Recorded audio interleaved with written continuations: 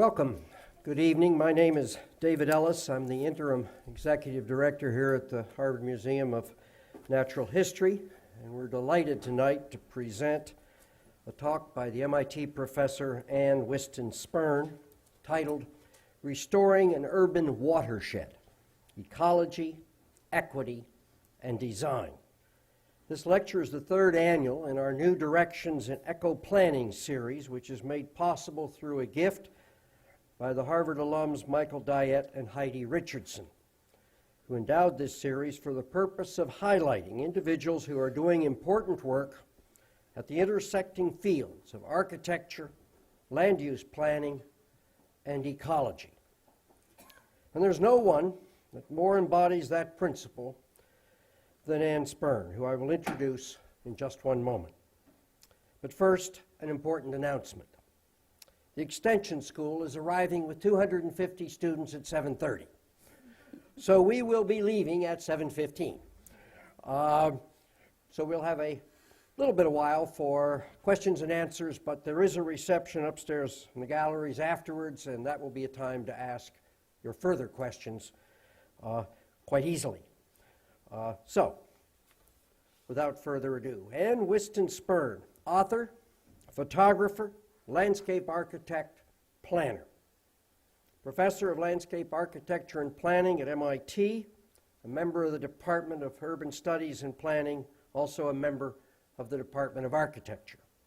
She's taught at Harvard and at the University of Pennsylvania, where she chaired the Department of Landscape Architecture and Regional Planning.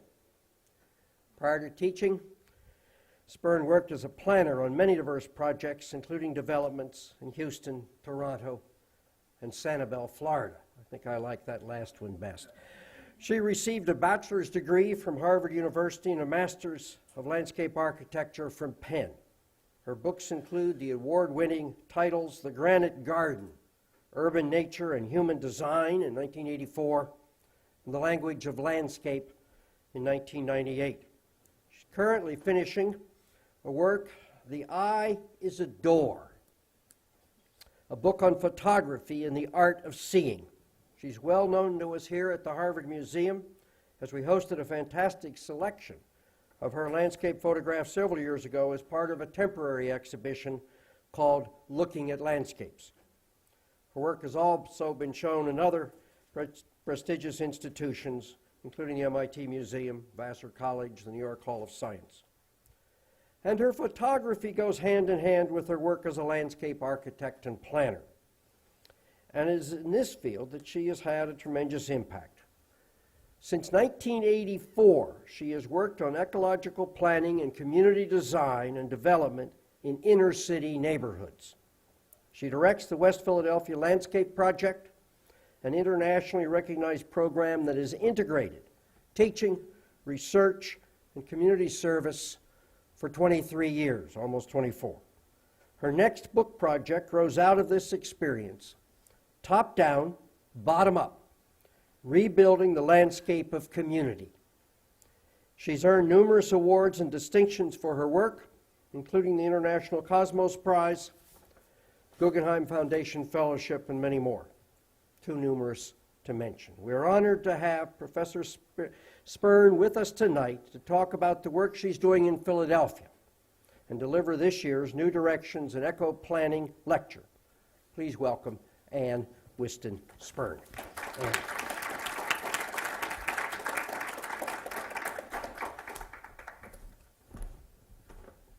Thank you.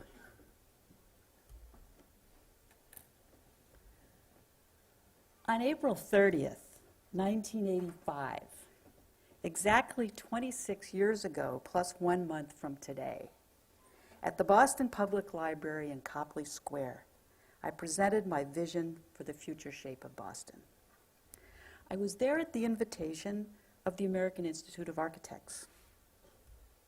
My book, The Granite Garden, which argues that cities are part of the natural world and describes what cities could be like if designed in concert with natural processes, had been published the year before, and the AIA wanted to hear how I would apply these ideas to Boston. The title of my talk was Reclaiming Common Ground. The hall was packed that evening for there was widespread concern about Boston and the shape of its public realm.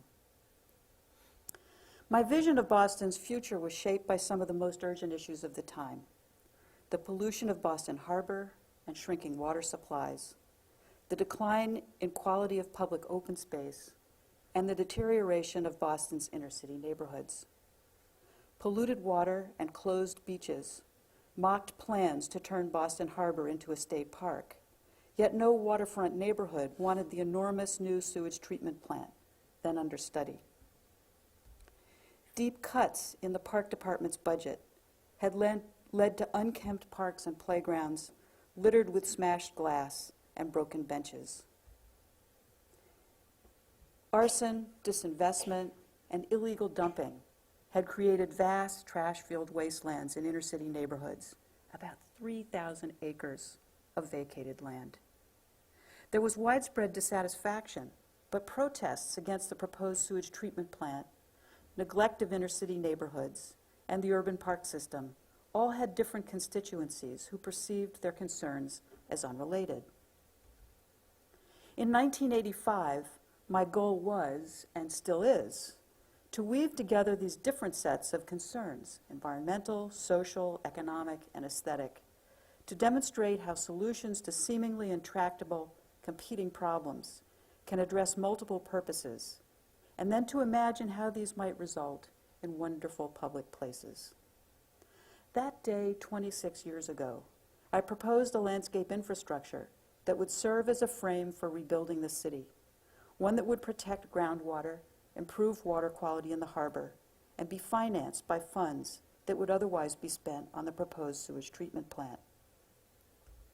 Don't worry, I'm not going to repeat that lecture tonight, for you can read it in a book on the American planning tradition, or you can download it for free from my website. But I do want to share one aspect of that proposal, a feature that has been a focus of my work ever since. In Boston, in 1984, I discovered a phenomenon that is common to many American cities: the concentration of abandoned land in valley bottoms on buried floodplains. I first discovered this correlation between floodplains and vacant land when I visited low-income neighborhoods in Roxbury and Dorchester and noticed that hilltops and hillsides had very few vacant lots, while valley bottoms were largely open. I found on old maps that streams had once flowed through the valley. And here you see the boundary. The stream formed the boundary between Roxbury and Dorchester at one time. And I traced the successive settlement and abandonment of these neighborhoods by comparing maps from 1876 to 1984. Homes were built first on hilltops and upper slopes, while floodplains and streams were filled in and developed last with cheaper housing. Some of these buildings were abandoned within 20 years of settlement, and by 1964, large areas in the bottomlands were vacant. Seen here in orange. Water flowing underground, flooding basements, and undermining foundations contributed to the abandonment. But it was also fueled by political processes and social discrimination that discouraged investment in old urban neighborhoods while encouraging the development of new suburban communities, and by socioeconomic phenomena like population migration and arson. In the 1970s, many landlords in Boston's Dudley neighborhood, for example, burned down their decaying buildings to collect fire insurance, and by 1985, even more land was vacant. Local people and city officials believed the only causes were socioeconomic.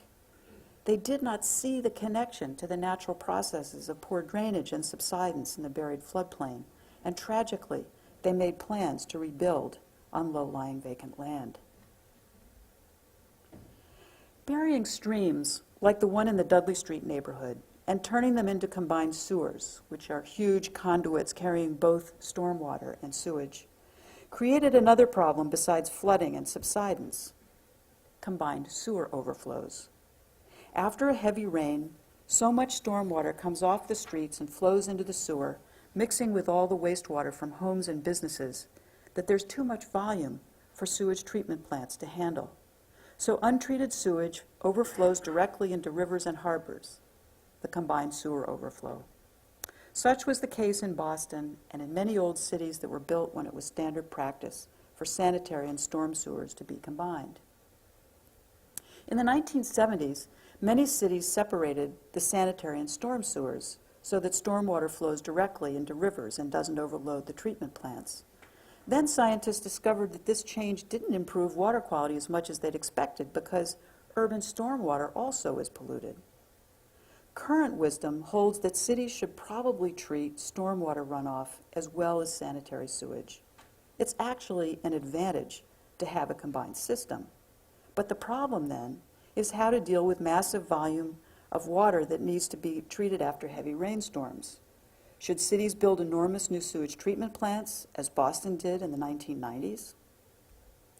There's another way to prevent combined sewer overflows. Detain the stormwater above ground in order to extend the time it takes the water to get to the sewage treatment plant.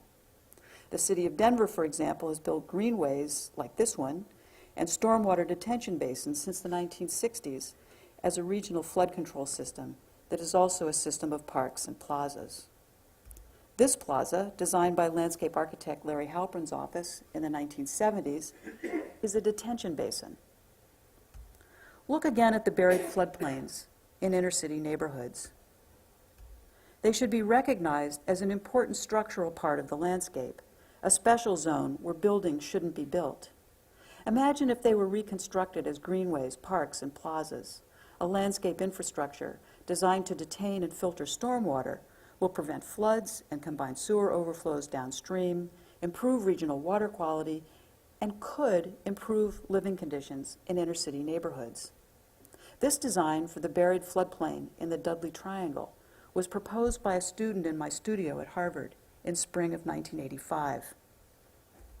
The student's work influenced the development of the Dudley neighborhood. As you can see here, what ultimately was built resembles my student's design.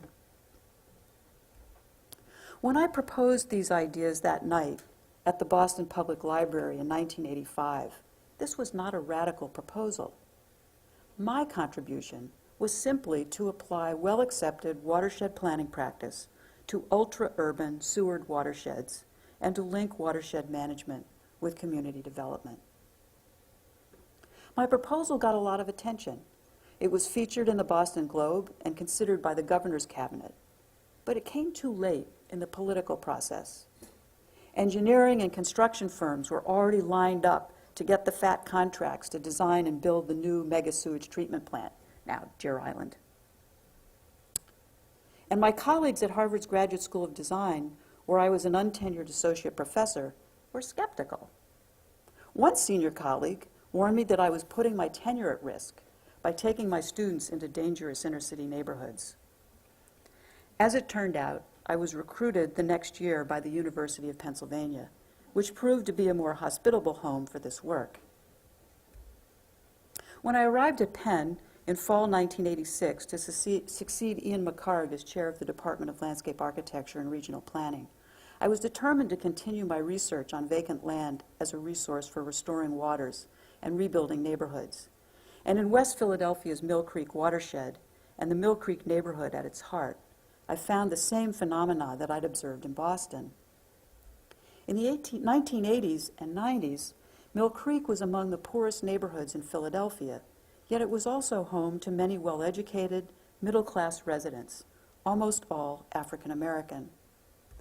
Blocks of vacant land and wasted structures bordered blocks of well-tended homes and gardens. Within the dense fabric of small brick row houses were large tracts of open land. For more than 60 years, the ground had subsided on the buried floodplain of the former creek, slashing meandering diagonals of vacant land.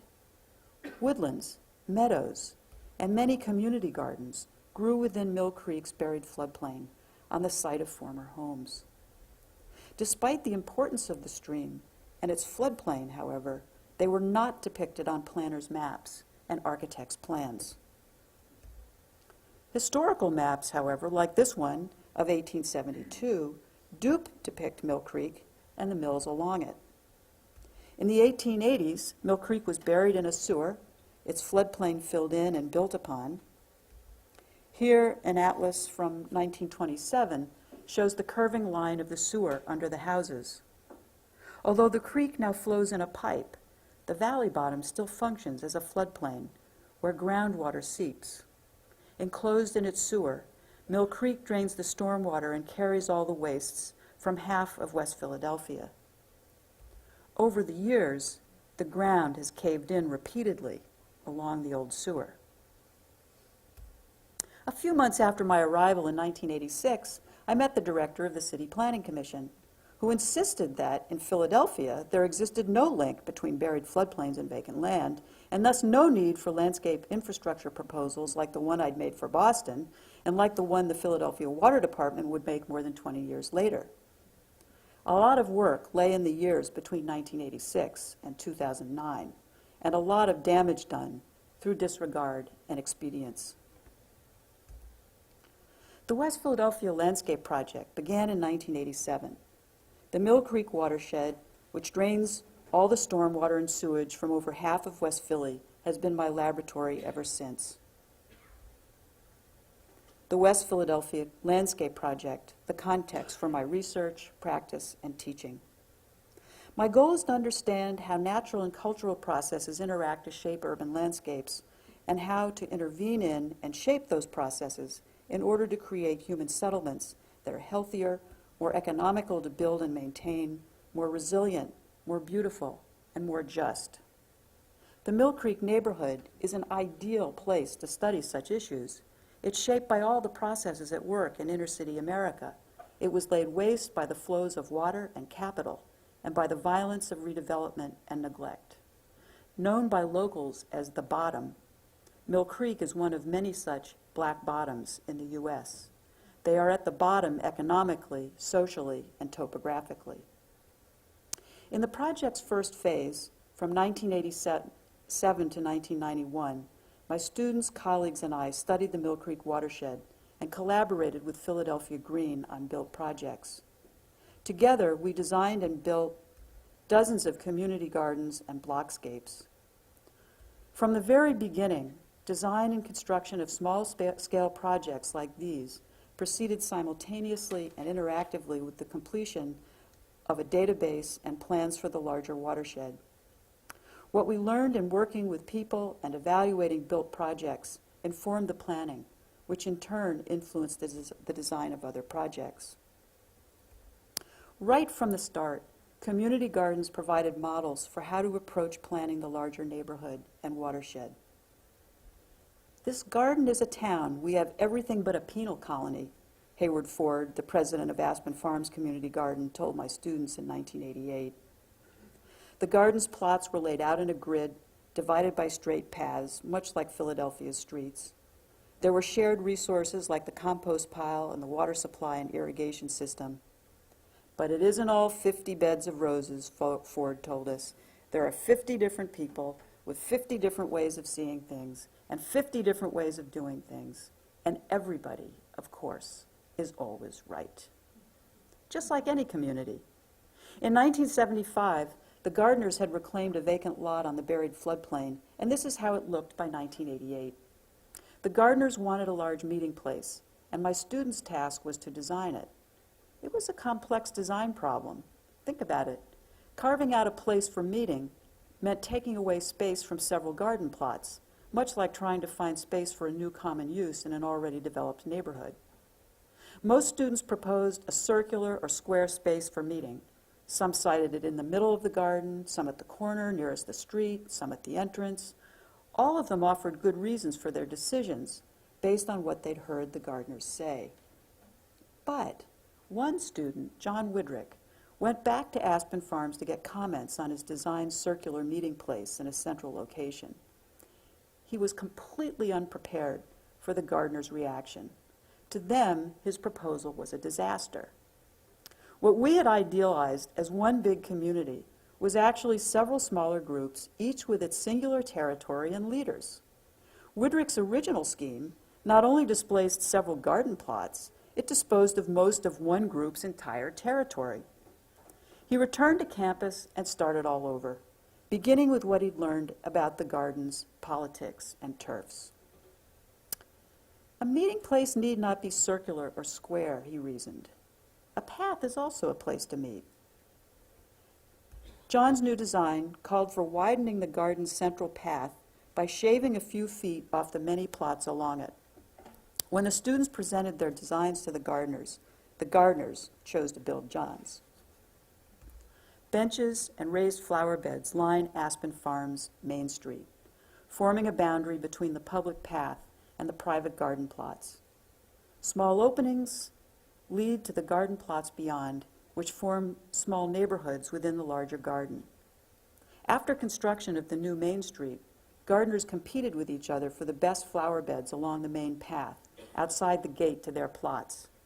The design for Aspen Farms' Main Street turned conflict and competition into common benefit.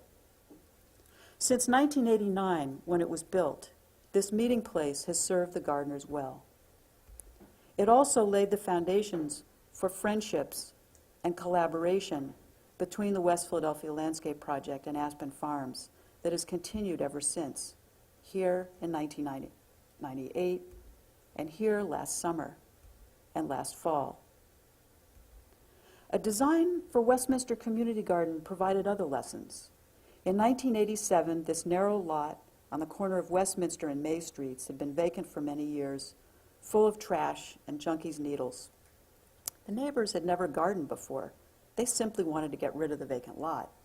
They asked for a place to sit and for small beds to grow flowers and vegetables. Ruth Lowe, one of my research assistants, designed a simple outdoor room, a garden with a curved path flanked by flower beds leading to a large square wooden frame, an arbor, like the frame of a house. Beyond are the backyard vegetable plots. Within days of construction in 1988, the framework was embellished. One neighbor brought treasures culled from flea markets, a ceramic dragon, a pedestal bird bath, a bench, an old metal porch chair, a grill, a shade umbrella. The neighbors installed 2 sections of wrought iron fence to create a gateway at the entrance, and they nailed a horseshoe and hung an American flag over the arbor's entrance. Years later, a canopy of big green leaves spans the narrow lot, sheltering a garden room beneath, a dark, shady oasis. Westminster Community Garden does not look designed, but it is. The landscape architect's role here was not to create a finished design, but rather a framework for the gardeners to improvise within. One of the designer's greatest contributions in an inner-city neighborhood like Mill Creek may be the translation of others' dreams into a form they can build upon and adapt, making it their own. This insight became a basic principle of the West Philadelphia Landscape Project, thus the title of my 1991 report, The West Philadelphia Landscape Plan, a Framework for Action. While designing and building projects like Aspen Farms in Westminster, my colleagues, students, and I also made proposals for the strategic use of vacant land and created a digital database with maps of the social, physical, and natural environment. The database was set up to overlay different types of mapped information at the scale of the entire area or zoomed in on a specific location. While common in 2006, in 1989 this zooming feature was rare, and you see the red square here is the area that's going to be zoomed in on. Some of the data we mapped, like demographics and land use, was standard for planners and designers, but other maps, like those that trace the historic course of Mill Creek and documented its buried floodplain, were not. This pair of maps reveals the correlation between whole square blocks of open land, depicted on the left in gray, and the Mill Creek sewer and former course of Mill Creek, seen on the right as red and blue lines. Mapping the Mill Creek watershed in 1987 was a critical but challenging task. Although we unearthed a map showing the original course of the stream and obtained another that depicted the sewer, we were frustrated in our attempt to map the buried floodplain by the fact that, at the time, Philadelphia had no detailed topographic maps. But the streets department did record spot elevations at corners, so 2 students spent an entire summer digitizing all the spot elevations at corners, and others used a supercomputer, remember this is in 1989, to interpolate between the spot data to create a map of topographic contours that could be displayed at various scales. Here at the scale of West Philadelphia as a whole, and here zoomed in to that space we looked at before, where the open land lies in the former floodplain of Mill Creek. This topographic data enabled us to map the buried floodplain, seen here in black, and low spots within it in blue. These maps are pretty crude by today's standards, but they were state-of-the-art in 1989. Now they're historical artifacts. Let's zoom in. We already knew about the diagonal series of vacant blocks seen earlier, but field checking other low spots revealed a striking correlation with structural damage and vacant land. In one spot, the dark blue spot just below that white line, we found this block of deteriorating buildings. The environmental damage caused by burying the Mill Creek extends far beyond the neighborhood. The Mill Creek sewer carries both stormwater and sanitary sewage, and combined sewer overflows pollute the Schuylkill River. The U.S. Environmental Protection Agency has demanded that the city of Philadelphia eliminate these overflows, and a central proposal of the West Philadelphia Landscape Project from 1987 on was to manage the buried floodplain as part of a broad approach to planning the city's watersheds and as a strategy to secure funds to rebuild the neighborhood. Low-lying vacant blocks in Mill Creek could be used to detain stormwater in order to eliminate combined sewer overflows from the watershed. It's not feasible to bring the creek back above ground. It's now a sewer that carries waste, but a green ribbon of parks and playfields that could recall the creek, protect houses from flooding, provide local open space for a variety of public and private uses, filter stormwater, and improve regional water quality. I presented these ideas to the Philadelphia Planning Commission and worked for years to convince planners that the buried creek was both a force to be reckoned with and a resource to be exploited. But when the city's plan for West Philadelphia was published in 1994, it failed to mention the buried floodplain and the hazards it posed. And then a subsidized housing project for first-time homeowners was built that year right on the buried floodplain. Confronted with skepticism about the existence and dangers of the buried floodplain, I began to understand this resistance as a kind of illiteracy, an inability on the part of public officials and even the residents themselves to read the landscape and formulate an appropriate response. I wrote my next book, The Language of Landscape, to help people relearn this fundamental skill. Mill Creek was a laboratory for working out these ideas. From 1994 to 2002, I organized my teaching and research to explore ideas about how to read and restore the Mill Creek landscape and to take these ideas to a broader audience, including residents of the Mill Creek neighborhood. In early 1996, the first West Philadelphia Landscape Project website was launched, featuring the digital database, reports, and built projects completed by 1991. Since then, it has been a showcase for ongoing work, including proposals by students in my classes at Penn and MIT, who have analyzed the urban watershed, demonstrated how stormwater could be collected in landscape projects that are also stormwater detention facilities, and proved the feasibility of their proposals through detailed engineering calculations and drawings. Shown here with these blue arrows is where the water is being taken running down the street and then being collected and moved across the playground into a detention basin. From 1996 to 2001, my students created dozens of designs for wetlands, water gardens, and outdoor classrooms on vacant land in the Mill Creek neighborhood. I also began a program with a local middle school to teach the children to read their landscape, to propose landscape change, to build landscape improvements, and to document their accomplishments. By working with children and teachers, I hope to reach parents and to give my students, my university students, contact with real clients for their design proposals. I chose Salzburger Middle School because of its location on Mill Creek's buried floodplain, 1 block away from Aspen Farms, and because 6th to 8th grade students were old enough to grasp the material and work on landscape construction projects, yet young enough for an important educational experience to have a pivotal influence on their future. What began as a community-based environmental education program grew into a program on landscape literacy and community development. In the process, I learned that the consequences of landscape illiteracy are far greater than I had imagined. A teacher told me that her students called their neighborhood the bottom. So they already know it's in a floodplain? No. They mean it's at the bottom. Both meanings could be read in the nearby area: standing water, slumping streets, abandoned land, men standing around street corners, jobless.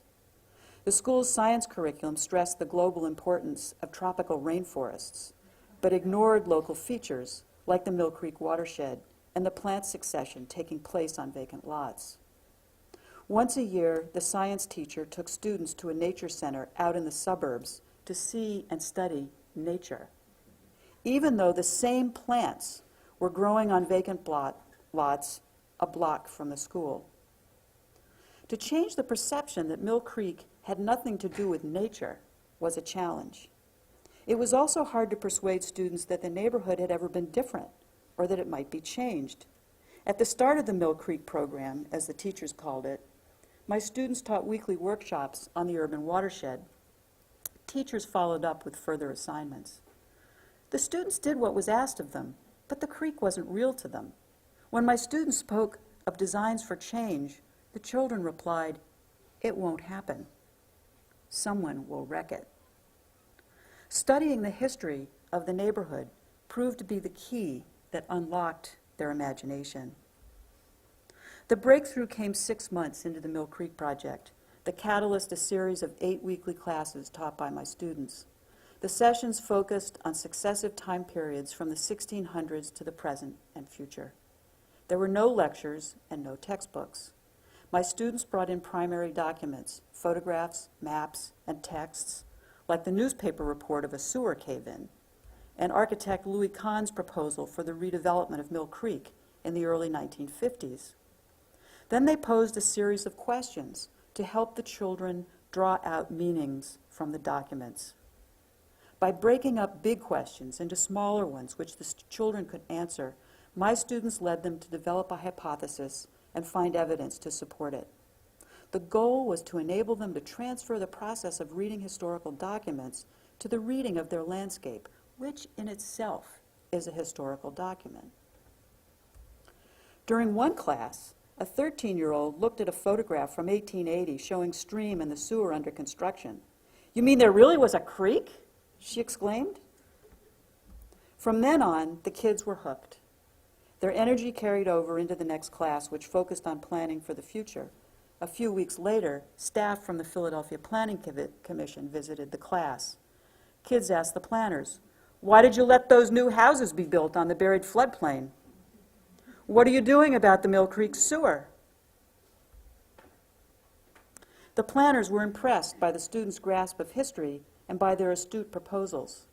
At the beginning of the semester, only one student planned to attend college. 2 months later, all but one student said they planned to do so, and their academic performance improved dramatically in all subjects. The culmination of the year was a summer program for students and teachers led by my research assistants. The group met either at Aspen Farms Community Garden, where they built a compost bin and water garden, or at the school itself, where they studied the Mill Creek watershed, learned how to create a website, and produced SMS News, published on the West Philadelphia Landscape Project website. From 1998, the Mill Creek Project received increasing recognition. Politicians and staff from the school district and from national foundations observed the middle school and college students in the classroom. Impressed by the kids' website, Pennsylvania's governor invited them to make a 5-minute presentation to the state legislature as part of his annual budget speech. It was televised, as was the legislature's response, a long-standing ovation. In 1999, a national news program featured the project, and then President Bill Clinton visited the school, and the principal thought she died and gone to heaven. Recognition for the Mill Creek project opened doors to other collaborations. In 1999, the Mill Creek Coalition, a group of neighborhood organizations, invited me to join their environment committee, and we worked together on several projects, including a course for residents on the history of Mill Creek's landscape and research on subsidence and flooded basements. In summer of 1999, we identified a 10-block area on the buried floodplain and a control block on higher ground and went house to house, talked with residents, and examined basements and site drainage. Besides the anticipated findings, the study yielded some unexpected results, namely that there is also significant, serious water-related damage to building foundations outside the former floodplain due to poor site drainage. Meanwhile, by 1999, there were over 1 million visits to the West Philadelphia Landscape Project website from more than 90 countries. Among those visitors were engineers at the Philadelphia Water Department. They reviewed my students' proposals, and the children's too, and in 1997 we met to discuss the potential of stormwater detention to reduce combined sewer overflows. The engineers agreed to put Mill Creek on the map as a special study area, and in 1999, in the summer, they asked me to take them on a field trip to Mill Creek. With 19th century maps in hand, we walked and drove along the buried floodplain and looked at potential sites for stormwater detention projects. An immediate outcome of this trip was a demonstration project on a vacant block next to the school to detain stormwater and also function as an outdoor classroom. In 2000, the Water Department got a grant to fund it. And in 2001, the Philadelphia Water Department, Housing Authority, and Planning Commission submitted a proposal for nearly $35 million to the federal government to redevelop Mill Creek Public Housing as a demonstration project, integrating an environmental study area for the school and stormwater management to reduce combined sewer overflows. The city cleared the site in 2002 and broke ground in 2003 on a $110 million project. By 2002, I was confident that things were going well for Mill Creek. I'd moved from the University of Pennsylvania to MIT, but continued to work with the middle school. Then, that year, the state of Pennsylvania took over the Philadelphia School District and turned Sulzberger Middle School over to a for-profit corporation. The principal teachers in the Mill Creek program resigned, and our project was canceled. And then in 2004, I learned that the new houses had been built in Mill Creek, but that essential aspects of the stormwater demonstration project had been abandoned, along with the outdoor classroom for Sulzberger Middle. Putting Mill Creek on the map and keeping it there is not easy, whether the creek itself, the neighborhood, or the people who live there. A few years ago, Howard Newkrug, then director of the Office of Watersheds, reassured me that despite the setbacks in Mill Creek, things were indeed going well in the Water Department. He was right. In fall 2009, the Philadelphia Water Department published Green City Clean Waters, a plan for reducing combined sewer overflows using green rather than gray infrastructure. The EPA is now reviewing the plan, and other cities are watching closely. If implemented, Green City Clean Waters will be a national landmark. The document itself is brilliant and daring. It calls for reducing impervious surfaces in the city by 30% by the year 2020 in order to capture the first inch of rain to fall in a storm. If the plan works, it will save the city billions of dollars. But will it work physically? And can it be done economically, politically? To help test and refine the plan, my MIT colleague Jim Westcote and I decided to use it as a case study in our MIT course on water, landscape, and urban design, with a focus on the ultra-urban Mill Creek watershed. To get a handle on the entire watershed, we selected 7 transects from the headwaters of Mill Creek to its mouth. Collectively, the transects represent the diverse conditions that exist in the watershed in topography, impervious surface, land use, ownership, and demographics. These conditions range from hilly and fairly level, from suburban to highly urban, from predominantly residential to commercial and institutional uses, from low to middle income populations. For each transect, our students developed a conceptual design and a plan for implementation and management. A field trip to Philadelphia mid-semester was seminal in the testing and generating of ideas. Students met with water department staff and walked their transects with neighborhood guides who helped them understand critical local issues and which approaches to stormwater management would be acceptable to local residents or not. Bioswales in the suburban area, but not in the Mill Creek neighborhood, for example. Here we are at Aspen Farms, which served as our meeting point. In each case, the proposed designs captured the first inch of rainfall and more. Together, they highlighted diverse challenges and opportunities. The Woodbine transect team, for example, developed the idea of nested watersheds, working from the microscale of each inlet in the street to the street itself, the larger street or alley shed, and so on up to the scale of the entire Mill Creek watershed.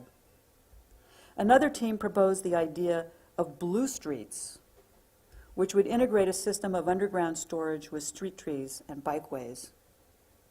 The underground stormwater storage was taken to another level by this other team, which proposed a modular system that could be adapted to the character of a particular neighborhood and that would also include electric and other utilities.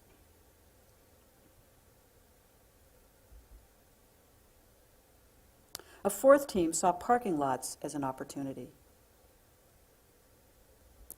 The design for a transect in the Mill Creek neighborhood took no jobs, no hope as its theme. That was something that someone said to them as they were walking the streets doing their field work, said, no jobs, no hope. That team developed a proposal for a job training program integrated with the green infrastructure. And finally, the Lancaster Avenue transect team let Mill Creek speak with a proposal to invite artists to start a conversation with the design of stormwater projects that are also art. You can see all this work and more on the West Philadelphia Landscape Project website.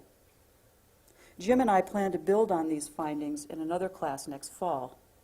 Aspen Farms and its gardeners will continue to play an important role. In 1987, when I began what became the West Philadelphia Landscape Project, I never expected that it would grow into an action research project spanning a quarter century and more. One thing just led to another. And then 10 years in, at that point, I realized that I was engaged in something special, a longitudinal research project. To work for so many years in a single place yields rich benefits. It takes time to know a place, time to build relationships and trust, time to change a place and to experience the changes in one's own understanding, time to reflect on what worked and what didn't work.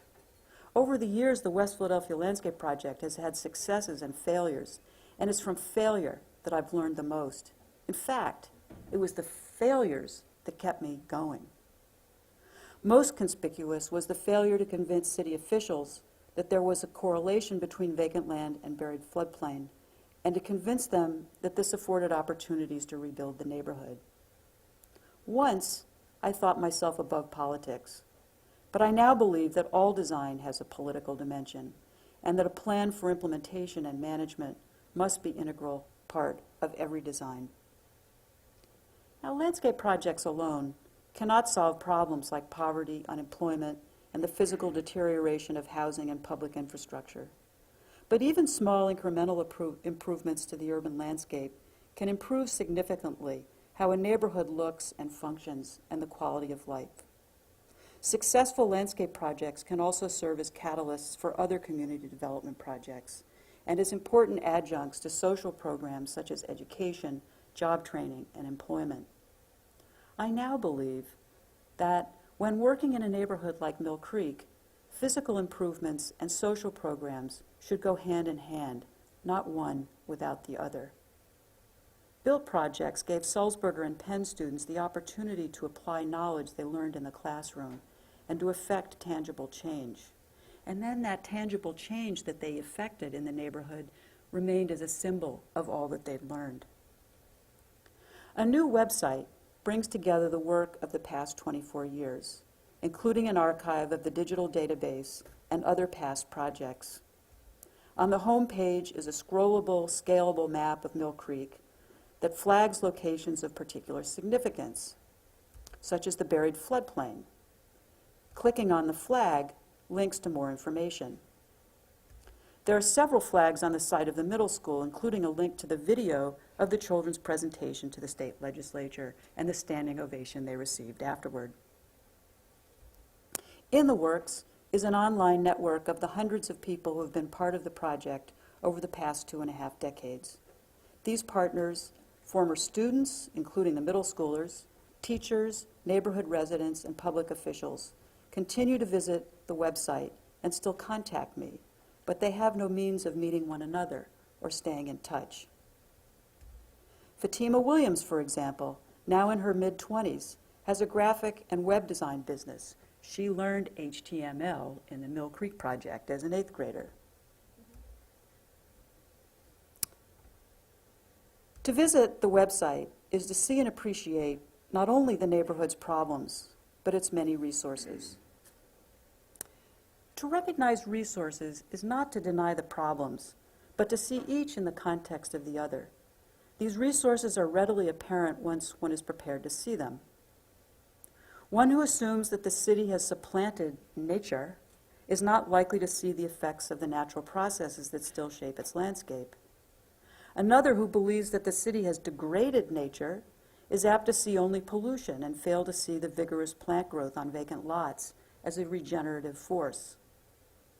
Those who think the ravaged state of a neighborhood is the natural outcome of its occupation by an isolated underclass who have lived in poverty for generations may be blind to the intelligence and energy of the young people who live there. Prejudice is reinforced by the tools professionals use. If those responsible for planning and designing a neighborhood rely on maps of those features they judge to be important and do not spend time there, their assumptions are not likely to be contradicted. Mistakes that follow from misreading or not reading significant features of the urban landscape can have terrible consequences. 15 years ago, I thought that the worst effect of landscape illiteracy was to produce environmental injustice in the form of physical hazards to health and safety. The Sulzberger Middle School students taught me that there is a greater injustice, to be ashamed of where one lives.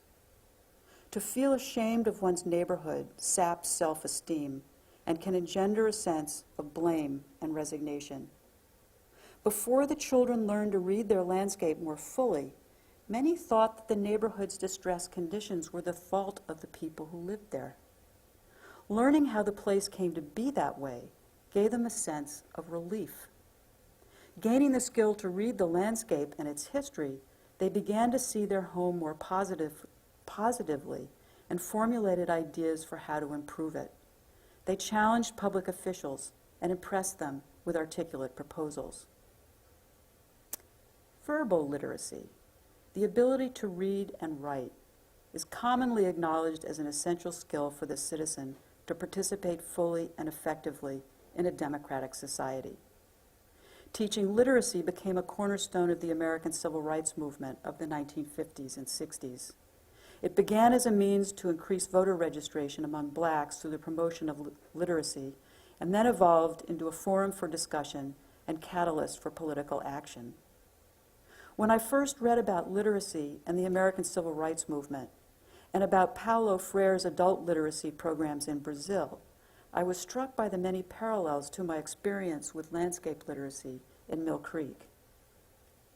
Frere's literacy programs were tailored to what he calls the word universe of the learners. He believes that people should learn to read in the context of the fundamental moments of their common history, and proposes that texts of local history be created for that purpose from interviews with older residents. To Frere and his colleagues, literacy is a form of cultural politics that either serves to reproduce existing social systems or to promote democratic and emancipatory change.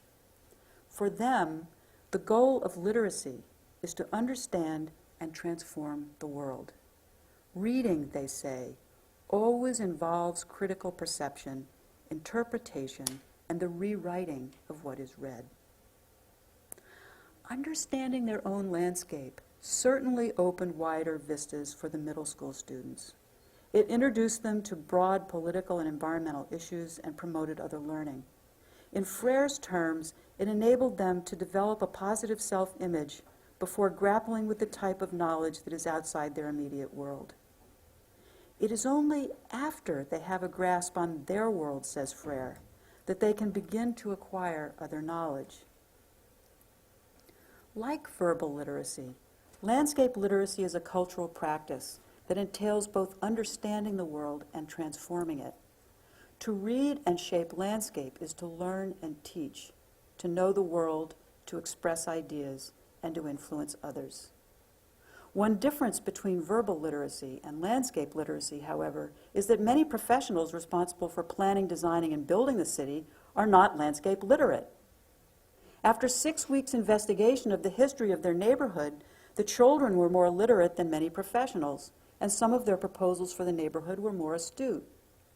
To be literate is to recognize both the problems in a place and its resources, to understand how they came about, by what means they are sustained, and how they're related. Such literacy should be a cornerstone of community development and of urban planning and design. To plan prudently is to transform problems into opportunities and liabilities into resources, and to intervene at the appropriate scale. To design wisely is to read ongoing dialogues in a place, to distinguish enduring stories from ephemeral ones, and to imagine how to join the conversation. The stakes are high for those who must live in the places professionals help create.